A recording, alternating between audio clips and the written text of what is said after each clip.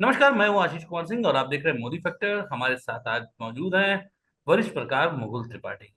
Mukul boss, ये क्या चल रहा है? क्या सूबे में खबर उड़ रही है कि उत्तर प्रदेश में जो 10 सीटों पर उपचुनाव होने हैं वहां पे योगी सरकार यादव और मुस्लिम अधिकारियों को फील्ड पोस्टिंग नहीं देगी। सिर्फ अधिकारियों की बात नहीं, चर्चाएं तो यहाँ तक है कि जो भी नीचे के स्तर के कर्मचारी हैं, जैसे थाने का सिपाही हो या फिर होमगार्ड की बात करें या फिर लेखपाल की बात करें, ये भी जातिगत आधार पर देखकर हटाए जा रहे हैं। इनकी सूची बन रही है।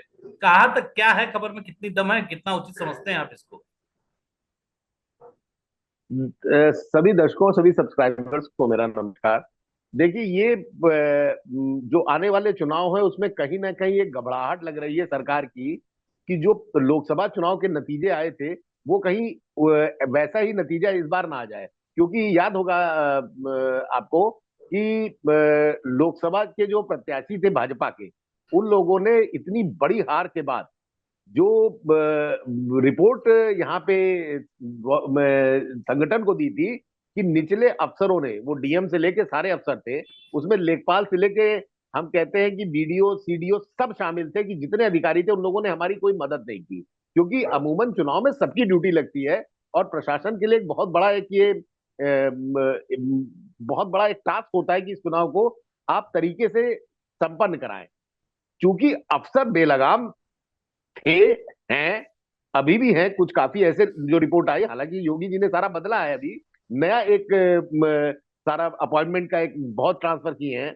लेकिन अभी भी कहीं ना कहीं डर इस बात का है कि अगर मुसलमान कोई लेखपाल रहेगा, कोई आपका एडीएम रहेगा, एसडीएम रहेगा, या निचले स्तर का बीडीओ से लेके कोई भी रहेगा, तो उन सबको पुलिस महकमा बहुत बड़ा एक इशू हो जाता है कि थाने पे हर आदमी को जाना है। दुकानदार से लेके आपका साइकिल मोची से लेके सारे लोग कहीं ना कहीं सिपाही से लेके आप इंस्पेक्टर तक के टच में रहते हैं। और उनकी जो मानसिकता रहती है आपको उसी हिसाब से काम करना पड़ता है, वरना आपको वो ना दुकान लगने देंगे ठेले वाले को। और अमूमन इस टाइप के जो लोग होते हैं, जो इन दोनों कौमों का जो बताया है, यादव और मुस्लिम, इसमें ज्यादातर निचले तबके के लोग हैं। यादव और मुसलमानों में मुश्किल से बमुश्किल 15 से 20% बहुत हाई क्लास के हैं। 80% इनके यहाँ आज भी बहुत ही गरीबी है और छोटे स्तर के काम करते हैं वो लोग। तो उनका सामना पुलिस से रोज होता है। उसको देखते हुए अगर ये लागू होता है तो, जो अखबार की खबर है जिसमें हम आप चर्चा कर रहे हैं, तो ये बीजेपी के लिए भी बड़ा मुश्किल। ये मान के चलिए कि इनके साथ के जुड़े जुड़े कहते हैं 4% 5% मुसलमान पसमंदा समाज, या यादव में काफी भी, मैं तो नहीं कहता अखिलेश यादव को 100% यादव वोट देता है। अगर 25% 30% यादव जो बीजेपी की नीति और हिंदुत्व को मानते हैं, वो अगर इनसे छिटकता है तो उसका खामियाजा फिर इसमें भुगतना पड़ेगा। आप उत्तर प्रदेश में अगर ये देखिए तो सीधी सी बात है कि उत्तर प्रदेश में इस बार काफी ये चर्चा हुई थी कि बीएलओ स्तर के जो अधिकारी थे उन्होंने भाजपा ने जितने भी मतलब भाजपा के जो माने जाते थे कि इनके वोटर्स हैं उनके नाम ही लिस्ट से गायब थे, उस पर बड़ा मतलब तहलका भी मचा था उत्तर प्रदेश में। और केवल नाम नहीं गायब थे, जो भाजपा के खुद पदाधिकारी होते थे जगह जगह के, कहीं तक तो लिस्ट से उनके भी नाम गायब थे। तो वहां पर यही देखा गया, कहीं पर यादव तैनात थे, कहीं पर मुस्लिम तैनात थे या लेखपाल थे या जो बीएलओ थे। तो ये तो धांधली की शिकायत आई थी। उसके बाद जो बैठक हुई संगठन के साथ में हुई, जो विधायक के साथ में बैठक हुई, बीजेपी के जो एमपीज के साथ बैठक हुई, उसमें भी यही शिकायत आई थी। और दूसरी बात, जिस तरीके से र्यूमर फैलाई गई थी कि संविधान जो है वो खतरे में है, आरक्षण खत्म हो जाएगा, नीचे का जो अधिकारी होता है इससे पब्लिक काफी मतलब कर्मचारी जो होता है उससे पब्लिक काफी टच में रहती है, और इन लोगों ने भी इस बात को कभी सही तरीके से सही खबर देने की कोशिश भी नहीं की थी। देखो, मैं पहले भी तुमसे और कई डिबेट्स में मैं कह सकता हूँ, बीजेपी की इस हार की जिम्मेदारी, बीजेपी की लड़ाई समाजवादी पार्टी और कांग्रेस से रही थी, बीजेपी की लड़ाई खुद बीजेपी से थी। बीजेपी में जो दो फाड़ हुए हैं, दो लोग, दो धड़ हैं, एक पुराना भाजपाई और एक नया नया भाजपाई। ये दोनों जो दो एक ग्रुप बने हुए हैं, इसकी जंग से बीजेपी को नुकसान हुआ है। आप इस चीज को समझिए कि आप 2014 के बाद वाले भाजपाई है कि आप अटल बिहारी वाजपेयी के टाइम के भाजपाई है। और आज आप देखिए तो कितने भाजपाई ऐसे हैं जो 2014 से आप, या 2014 के बाद पार्टी में आए हैं, और आप उनको भी जानते होंगे। आप लंबे समय तक तुम यहाँ ब्यूरो रहे हो, बड़े चैनलों में रहे हो, टीवी चैनल में, तुम खुद जानते हो कितने बीजेपी में आज किस पोजीशन पे हैं। तो जो नई भाजपा बदलता स्वरूप है उससे पुराने लोगों को बहुत नफरत है। दूसरी बात, तुमने अभी कहा संविधान बदलना, और बार बार ये कहा जाता है, मीडिया बोलती है कि संविधान बदलने को ऐसा प्रोपेगेंडा कर दिया। अरे भाई, ये शुरुआत किसने की थी?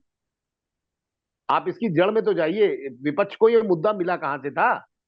उसकी भी दोषी भाजपा ही है। भाजपा के वो नेता हैं जो खुद भी चुनाव हारे हैं और संविधान बदलने के लिए स्टेज से बोल रहे थे। वैसे कहीं ऐसा नहीं लगता कि अखिलेश यादव ने भी तो इसका एक संकेत दिया था जब गोमती नगर वाला बैड टच वाला मामला सामने आया था, जिसमें वो दो पहले कई लड़के पकड़े गए थे, लेकिन उसमें विधानसभा के अंदर योगी जी ने दो का नाम लिया था, एक मोंडा लड़का था, एक यादव लड़का था। उसके बाद ही अखिलेश यादव ने पलटकर वार किया था कि इनको केवल यही नजर आते हैं, और योगी जी ने बोला था कि आप चाहते हैं हम सद्भावना रैली चलाएंगे, अरे हम बुलेट एक्सप्रेस चलाएंगे। तो क्या ये वहीं से नहीं लग रहा था? देखो, उसमें साहू भी था, तिवारी भी थे, मिश्रा भी थे, कई जातियां थी। लेकिन अगर आप 10 जातियों में 2 जातियों का नाम लेंगे, वो भी पटल पे लेंगे, तो जाहिर बात है कि आपके दिमाग में उन जातियों के लिए एक अलग सोच है। ये एक मुख्यमंत्री के लिए अच्छी चीज नहीं है। ये लोकतंत्र के लिए एक अच्छी चीज नहीं है कि आप किसी को डिफाइन कर दीजिए। आपका फर्ज ये था कि आप उन पे कार्रवाई करिए। जातिगत आप इस तरह से आप अगर वैमनस्य फैलाएंगे, आप आपस में दुश्मनी फैलाएंगे कि आज ठाकुर ब्राह्मण से लड़ने लगे, ब्राह्मण एससी से लड़ने लगे, तो फिर इस देश का लोकतंत्र बचेगा का? और देश की जो बताते हैं हिंदू मुस्लिम सिख ईसाई, वो अब पुरानी बात हो गई मुझे लगता है। तो मुख्यमंत्री स्तर पे आपने अपनी शपथ को ही गलत कर दिया। मुख्यमंत्री शपथ लेता है तो इसमें तो आपने, अगर ये काम करते हैं तो इन्होंने जो किया वो एक लिस्ट थी, लिस्ट में इन्होंने 2 नाम बोल दिया। लेकिन अगर ये ट्रांसफर वाली अगर बात होती है तो मेरा विश्वास मानो, ये सुप्रीम कोर्ट तक मामला जाएगा।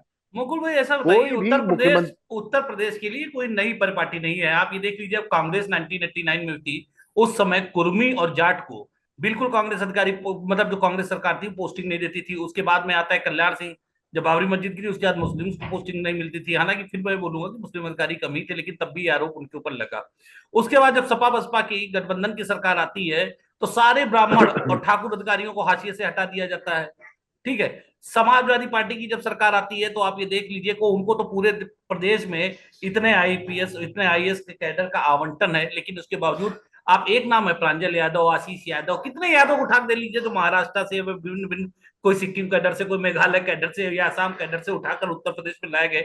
और ये तो मुलायम सिंह यादव में तो खुलेआम ही होता था कि कोई भी यादव है उसको उठाकर दूसरे स्टेट से लाकर यहाँ प्रतिनिधित्व पर किया जाता था। तो ये तो मुलायम सिंह यादव भी करते रहे। मायावती का रिजीम आती थी तो आप देखते थे कि जाटो या अधिकारियों की जितनी भी थी बाहर आ जाती थी। तो ये तो उत्तर प्रदेश में सिलसिला चला आ रहा। तो इसमें अगर योगी कर रहे हैं तो कोई योगी नई परिपाटी तो नहीं डाल रहे ना। ये तो उत्तर प्रदेश सरकार भी व्यस्त है, जनता भी व्यस्त है।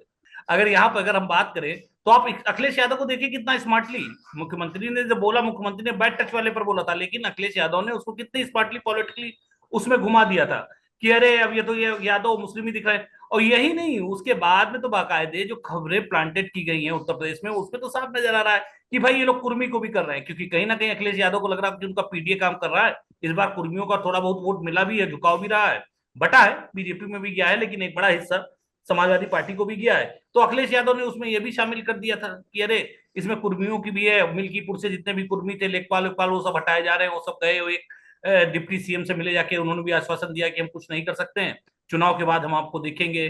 तो एक तरीके से अखिलेश यादव भी तो एक तरीके से अपनी राजनीति उसी पर कर रहे हैं। देखो, अगर कोई एक होता है पीड़ित और एक जो पीड़ित के साथ खड़ा है, अगर मान लो 3 जातियों को टारगेट करके अखिलेश यादव अपनी राजनीति कर रहे हैं, तो ये शुरुआत कहां से हुई? फिर वही बात आती है, संविधान बदलने का शुरू किसने किया? जातिगत ये शुरू किसने किया? जब आप कोई चीज स्टार्ट करेंगे तो उसका रिएक्ट तो होगा ही। आप कोई चीज शुरू कर रहे हैं, अगर आप उस वक्त 2 जातियों को इंगित ना करते, मुस्लिम के साथ यादव को ना जोड़ते, तो डेडली कॉम्बिनेशन है वो बीजेपी के लिए। और बीजेपी उस डेडली कॉम्बिनेशन को तोड़ना चाहती है, लेकिन उसमें यह भी हो सकता है ना कि नुकसान हो। जो यादव है, जो मुसलमान 4-5%, अब की तो बताते हैं 5-6% मुसलमानों ने वोट दिया, महिलाएं हो जो बीजेपी से की नीतियों को और बीजेपी को मानते हैं या बीजेपी ज्वाइन किए हुए हैं। तो अगर आपका 25-24-25% जो यादव आपको वोट दे रहा है और मुसलमान मिला लीजिए, तो एक बहुत बड़ा चक होता है। मुकुल और भाई इस चंक को आप हटा के। एक बात आपसे खुलकर बोलना चाहेंगे। देखो ये आप तत्ता वाली बात भी कीजिए, सीधी सी बात है, आप भी उत्तर हाँ, प्रदेश को हाँ। अच्छी तरीके से पहचान रहे हैं। आप ये बात हम्म। बिल्कुल मत बोलिए कि बीजेपी को मुस्लिम ने 5-6% वोट दिया है। हालत ये रही है रामपुर में, आपको मालूम है कि कितने कितने वहां पे गांव में वोटर थे, 2400, और कितना मतलब मकान दिए थे, और कितना मतलब आयुष्मान कार्ड बने हुए थे, वहां पे वो बीजेपी को एक वोट नहीं आशीष मिला। ने, और आशीष, सुनिए सुनिए, ये दूसरा एक बीजेपी की, प्रयागराज का एग्जांपल आपको दे रहे हैं। बीजेपी के 26 अल्पसंख्यक मोर्चा के कार्यकर्ता थे, बीजेपी को एक वोट नहीं दिया। यानी कि जो बीजेपी के कार्यकर्ता थे मुस्लिम कम्युनिटी से, उसमें उन्होंने खुद ही बीजेपी को वोट नहीं दिया। गंगा जी में अगर यादव खड़ा हो जो, जाए तो हमारे ख्याल से कोई बीजेपी वाला नहीं मानेगा कि इन्होंने वोट दिया होगा।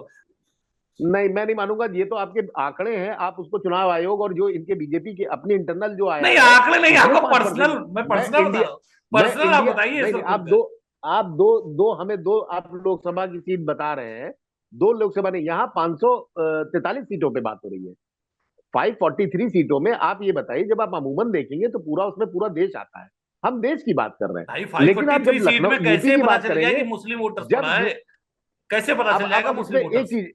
एक चीज नहीं, नहीं नहीं, वो सब पता चलता है कि वो सब आपका, जब बैठते हैं लोग तो पता चल जाता है कि इस विधानसभा में किस बस बूथ में एक कितने वोट परसेंट हमारे थे। बीजेपी को लग रहा है कि बीजेपी को यही लग रहा है कि इनको पूरा लानत मलामत हो रही है कि सबका साथ सबका विकास छोड़ दीजिए, उसी में भाई आपकी भलाई है। तभी तो आपके असम के मुख्यमंत्री ने बोला था सबका साथ सबका विकास छोड़ दो, अब जो हमारे साथ है उसका विकास करेंगे।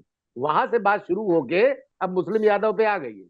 अभी देखते जाओ आगे, ये देखो, ये समाज में एक डिवाइडेशन की बात है, ये नहीं होना चाहिए। न तो संविधान वाला बात होनी चाहिए थी जो बीजेपी ने शुरू की, और उसका उसको बहुत बुरा खामियाजा भी भुगतना पड़ा। उन ये संविधान बदलने की बात जब मंच से एक नेता प्रत्याशी बोलेगा कि अरे हमें 400 चाहिए तभी तो संविधान बदल पाएंगे, ये वीडियो वायरल हुआ, तो आप कैसे विपक्ष पे आरोप लगा सकते हैं कि इन्होंने नीचे तक पहुंचा दिया। अरे आपने मुद्दा दिया, वो लेके नीचे पहुंच गए। संविधान की बुक राहुल गांधी ने पकड़ ली, अखिलेश यादव ने पकड़ ली, पूरे पीडीए ने बदल ली, दलित जान गए कि अरे बाप रे बाप ये होने वाला है। बहरहाल अगर आप चुनाव, एक बात बोली जाए कि उत्तर प्रदेश में जो जातिवाद का जो जहर है वो इतना नसों में भर चुका है, कोई भी पार्टी चाहे किसी विकास की बात करे, लेकिन आखिरी में जो इलेक्शन है वो आकर जातिवाद पर ही टिक जाता है। भाई पहले इन लोग सोचते थे कि अपने अधिकारी को पोस्टिंग करेंगे, अब बीजेपी का आया है तो बीजेपी एक प्रयोग हमको लगता है कि कर लेना चाहती है, कि वो भी चाहती है कि जरा इनको हटाकर बिल्कुल उसके बाद अपनी ताकत मैं आगे। सहमत हूं कि बीजेपी भी ये प्रयोग करना चाहती है जो मायावती और अखिलेश यादव ने किया था और मुलायम सिंह यादव ने किया था।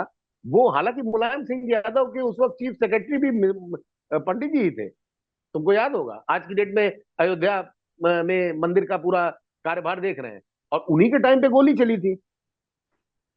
अगर वो मतलब अगर वो वास्तव में राम मंदिर प्रेमी होते तो उस वक्त इस्तीफा दे देते कि हम नहीं रहेंगे, चीफ सेक्रेटरी ही होता है मेन, वही किसी को मुख्यमंत्री का आदेश होता है लेकिन उसको फॉलो करने के लिए तो चीफ सेक्रेटरी होता है ना, सरकारी अमला। लेकिन आज वही आदमी देखिए आप वहां बैठा है, तो ये देखिए पॉलिटिक्स है, और इसमें अफसर को यूज करते हैं राजनेता।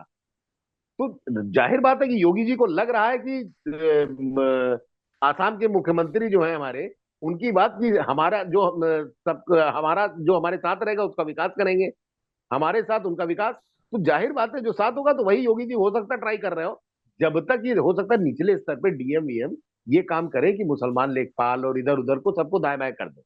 लेकिन अगर ये अधिकारियों पे, तो मुझे नहीं लगता, तुम खुद बोल रहे हो मुसलमान अधिकारी है कितने, पुलिस में हाँ, बमुश्किल 4% 5% होंगे, वो क्या आपका बिगाड़ ले जाएंगे? तो ऐसे ये, और यादव अगर है मान लीजिए 10% 12%, तो 12% को लेके वो अफसर है, उनको तो आप सस्पेंड भी कर सकते हैं ना अगर कोई ऐसी लिप्तता पाएंगे। और सरकार आपकी आपको उस अधिकारी हमारा जो मातहत है मुझे उससे डर रहेगा, ये तो सरकार के ऊपर प्रश्न चिन्ह है। हाँ मजे की बात देख लीजिए कि अवधेश पासी का भी बयान आया है, जो अयोध्या के सांसद है, उनका कहना है कि बीजेपी, देखिए डर कैसा है, डर समाजवादी पार्टी की तरफ भी है। उनका ये अभी से वो चिल्लाने लगे हैं, बयान देने लगे हैं कि देखिए अगर बीजेपी को लगता है कि 2024 वाली लिस्ट में घपला हुआ था, और अगर ये 2022 की लिस्ट से चुनाव करने की कोशिश करेंगे तो हम सीधे चुनाव आयोग जाएंगे। तो देखिए दोनों के मन में तो बैठा हुआ है, बीजेपी को लग रहा है उसके साथ खेल हो गया, और इन लोगों को लग रहा है कि हमने खेला कर लिया था, ये अगर पकड़ में आ गया, अगर बीजेपी ये करेगी तो कहीं ना कहीं से नुकसान होगा। बहरहाल मुकुल भाई, कुछ भी अगर माना जाए, लेकिन अब ये तो मानना ही पड़ेगा, आजादी के भले 70 साल हो गए हों, लेकिन जो जातिवाद का जो जहर घुसा हुआ है नसों में, वो उतनी आसानी से उत्तर प्रदेश जैसे राज्य से नहीं निकलने वाला है। और जिस लोकतंत्र पर हम इतराते रहते हैं, जिसकी दुनिया में हम बताते हैं कि सबसे बढ़िया और सबसे समृद्ध लोकतंत्र है, उसकी जड़ों में मट्ठा डालने का काम हम ही कर रहे हैं। फिलहाल यहाँ की अगर पॉलिटिक्स पर पूरी नजर डालें तो ये समझ में आता है कि यहाँ विकास विकास कुछ नहीं, आखिर में जो चुनाव सारा सब कुछ चला जाता है वो जातिगत मुद्दों पर ही चला जाता है। मुकुल जी, आने के सहमत लिए हो। बहुत बहुत धन्यवाद।